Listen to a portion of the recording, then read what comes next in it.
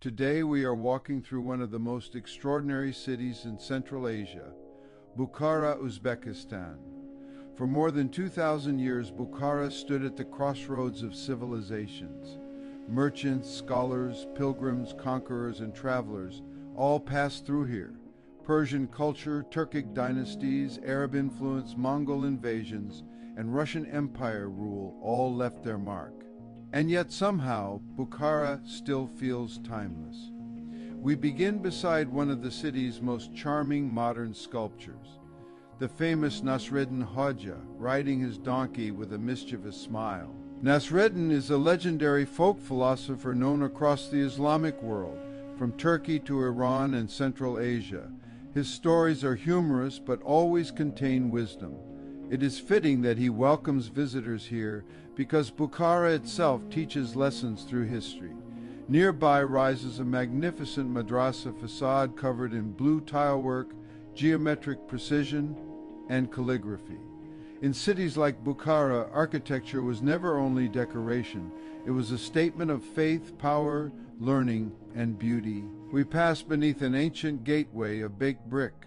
Look upward at the dome construction above us. No steel beams, no modern concrete, just mathematics, craftsmanship, and centuries of accumulated knowledge. These builders understood proportion and structural balance in remarkable ways. Now we arrive at the mighty Ark Fortress.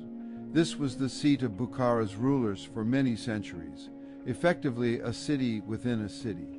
Emirs governed from behind these walls. Diplomats entered here. Prisoners feared this place. Decisions were made here that affected trade routes stretching across Asia. The fortress walls slope outward, giving them both strength and an imposing presence. Even today it looks less like a ruin and more like a symbol of authority. From another angle, the Ark feels almost cinematic in the morning light. Massive towers, white gateway, and silent open square before it. We continue to a far more delicate scene.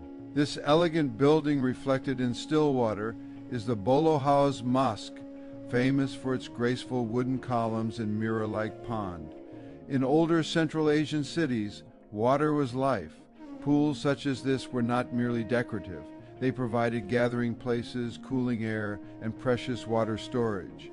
The carved wooden pillars are masterpieces in themselves. Slender, tall, and beautifully proportioned, they combine practicality with artistry. As the morning sun rises higher, Bukhara reveals another side. Vast plazas, warm brick walls, turquoise domes, and quiet streets where history seems close enough to touch. Ahead stands the great blue dome of a revered shrine. Bukhara became one of the spiritual centers of the Islamic world, producing theologians, philosophers, scientists, and poets.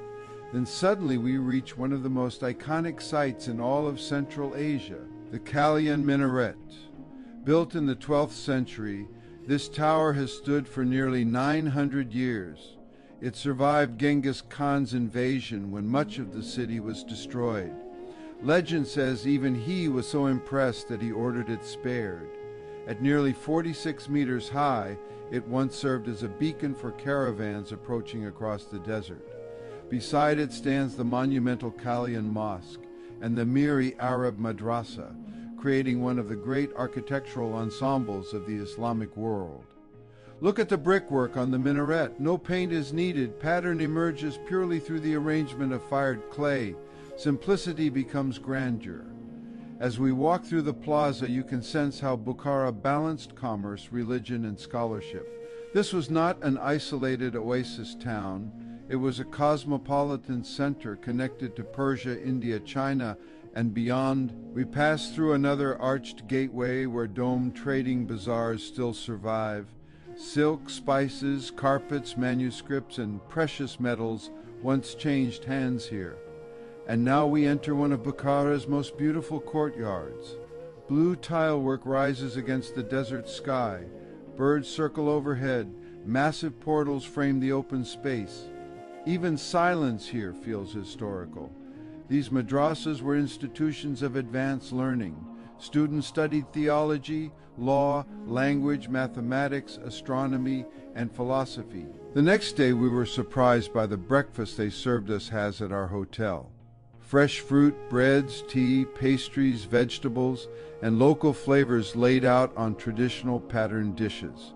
Travel is not only monuments, it is taste, hospitality, and ordinary moments inside extraordinary places. Bukhara is often overshadowed by Samarkand, but many travelers come here and discover something deeper. Not spectacle, atmosphere. A city where history has not been polished away. A city where the Silk Road still whispers through brick walls, domes, and narrow streets. And that is why walking through Bukhara is unforgettable.